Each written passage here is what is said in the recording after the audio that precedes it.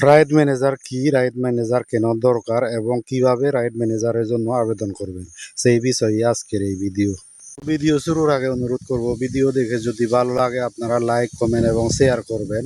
এবং আপনারা যারা নতুন এই ভিডিও দেখছেন আপনারা অবশ্যই আমার এই পেজটি ফলো করে সাথে থাকবেন, কারণ আমি এই পেজে প্রতিনিয়ত ফেসবুক রিলেটেড বিভিন্ন টিপস ট্রিক্স এবং নতুন আপডেটের ভিডিও আপলোড করে থাকি। তো সেই ভিডিওগুলো পেতে অবশ্যই পেজটি ফলো করে সাথে থাকবেন। তো রাইট ম্যানেজার হচ্ছে এমন একটি টুল যা থাকলে পরে আপনি আপনার কন্টেন্টের সুরক্ষা নিশ্চিত করতে পারবেন।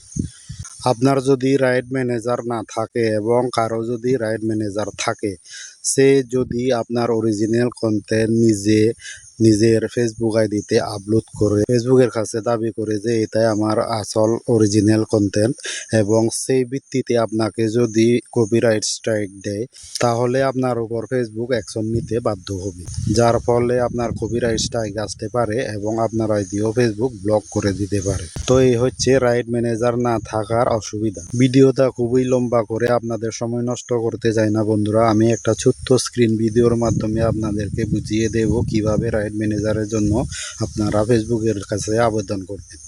তো আমি স্ক্রিন ভিডিওটা শুরু করছি, আপনারা ধৈর্য সহকারে এক একটা পয়েন্ট দেখবেন।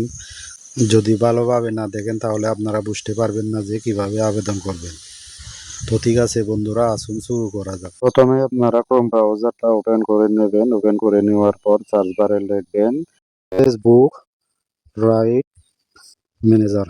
ফেসবুক রাইট ম্যানেজার লিখে সার্চ করবেন। এই যে দেখতে পাচ্ছেন আপনাদের সবচেয়ে উপরে মেটা রাইট ম্যানেজার বলে, সেখানে ক্লিক করবেন। এরপর একটু নিচে স্ক্রল করবেন।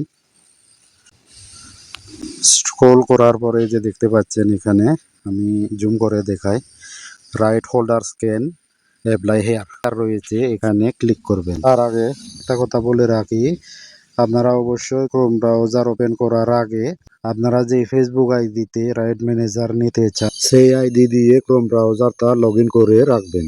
আপনারা যদি লগ ইন করে না থাকেন তো আপনাদের লগ ইন চাইবে, আপনারা লগ ইন করে নেবেন। আমি লগ ইন করে রেখেছি, তাই ভালোভাবে দেখতে সুবিধার জন্য আমি জুম করে নিচ্ছি। তো এখান থেকে আপনারা কোন আইডিতে রাইট ম্যানেজার চান সেই আইডিটা বেছে নেবেন।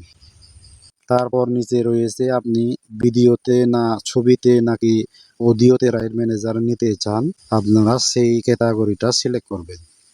তো আমি এখানে ভিডিওতে নিচ্ছি। এরপর আপনারা নিচে আরেকটি অপশন দেখতে পাচ্ছেন, what type of right holder are you.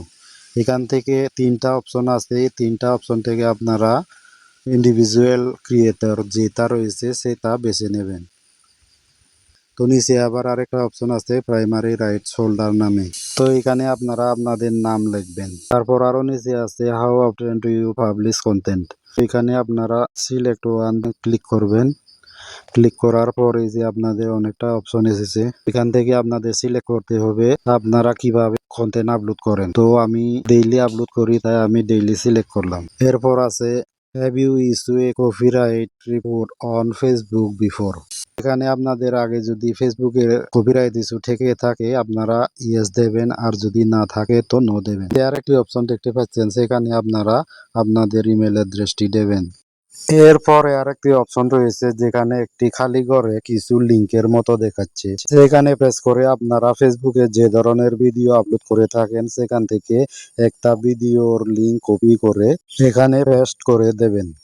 এরপর এর নিচে যে অ্যাড লিংক রয়েছে সেখানে আবারও একবার প্রেস করবেন। আবারও দেখতে পাবেন এখানে সেরকম আরেকটি খালি ঘরের মতো চলে এসেছে, সেখানেও আপনারা আপনাদের ফেসবুকের আরেকটি ভিডিওর লিংক কপি করে পেস্ট করে দেবেন। তো এইভাবে আপনারা পরপর চারটি আপনাদের ফেসবুকের ভিডিওর লিংক কপি করে এখানে পেস্ট করে দেবেন। এরপরের অপশনটির খালি করেও একটা লিংকের এক্সাম্পল দেখাচ্ছে, সেখানে আপনারা আপনাদের ইউটিউবের লিংক কপি করে পেস্ট করবেন। তারপরের অপশনটি হচ্ছে আদার, সেখানে আপনারা যদি চান টিকটক বা ইনস্টাগ্রামের লিংক দিতে চাইলে দিতে পারবেন। আপনারা চাইলে এই ঘরটা খালিও ছেড়ে দিতে পারেন, কোনো অসুবিধা হবে না। আর পরবর্তী অপশনটির শেষেও আপনারা দেখতে পাচ্ছেন অপশনাল। আপনারা যদি চান সম্বন্ধে কিছু লিখতে চাইলে এখানে লিখতে পারবেন, আর যদি না চান এটাও খালি ছেড়ে দিতে পারবেন, কোনো অসুবিধা হবে না। এরপরের অপশনটি কিন্তু অবশ্যই ফিল আপ করতে হবে। পরবর্তীতে আপনাদের আবেদন সম্পর্কে ফেসবুক আপনাদেরকে জানানোর জন্য ইমেলের মাধ্যমে আপনাদেরকে মেসেজ পাঠাবে, তাই এখানে আপনারা আপনাদের ইমেলটি অবশ্যই এখানে দিতে হবে। এরপর ডান দিকের সেন্ড ভেরিফিকেশন কোড অপশনটিতে প্রেস করলে আপনাদের ইমেইলে ফেসবুক একটি ভেরিফিকেশন কোড সেন্ড করবে। আপনারা আপনাদের ইমেইলে গিয়ে সেই ভেরিফিকেশন কোডটি কপি করে এখানে পেস্ট করবেন, অথবা ইমেল থেকে দেখে এখানে লিখে ফিল আপ করে দেবেন। তারপর নিচে যে দেখতে পাচ্ছেন রিকোয়েস্ট ফর এসএস অপশনটি সবুজ রঙের হয়ে যাবে, তখন আপনারা সেখানে পেস্ট করলে আপনাদের আবেদন করা হয়ে গেল। তো বন্ধুরা, আমি রাইড ম্যানেজারের জন্য অলরেডি আবেদন করেছি এবং পেয়েছিও, তার জন্য আমি এই দুইটা অপশনে আর ক্লিক করছি না। আপনারা আমি যেভাবে বলেছি সেভাবে করবেন। পরে আপনাদেরকে ফেসবুক একটা নোটিফিকেশন পাঠাবে। আমি যেহেতু আবেদন করি নাই তার জন্য আমি নোটিফিকেশন পাইনি। আপনারা পেয়ে যাবেন, সেখানে আপনাদেরকে জানাবে যে পরবর্তীতে কি হবে। আশা করি ভিডিওটা দেখে বুঝতে পেরেছেন রাইড ম্যানেজার কি এবং রাইড ম্যানেজার না থাকলে কি ক্ষতি হবে এবং থাকলে কি উপকার হবে। তারপরেও যদি কোথাও আপনাদের বুঝতে অসুবিধা হয় তাহলে অবশ্যই কমেন্ট করে জানাবেন। আমি যতদূর সম্ভব সমাধান করার চেষ্টা করব।